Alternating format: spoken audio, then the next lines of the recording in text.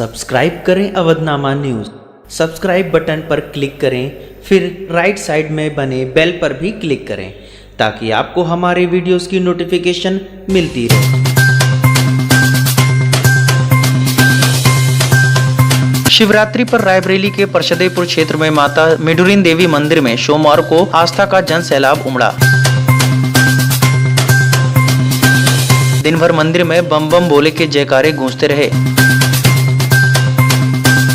प्रातः 4 बजे ही शिव भक्तों ने जलाभिषेक करना शुरू किया और दोपहर तक जल चढ़ाया गया।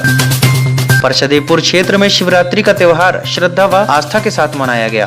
क्षेत्र के मंदिरों में सुबह से लेकर शाम तक शिव भक्तों की लाइनें पूजा अर्चना के लिए लगी रहीं। महिला बच्चों सहित सभी ने उपवास रखकर शिव की आराधना की। शिव मंदिरों में भीड़ को देखते हुए सुरक्षा के भी विशेष प्रबंध किए हुए थे व नगर पंचायत द्वारा साफ सफाई का विशेष ध्यान रखा गया।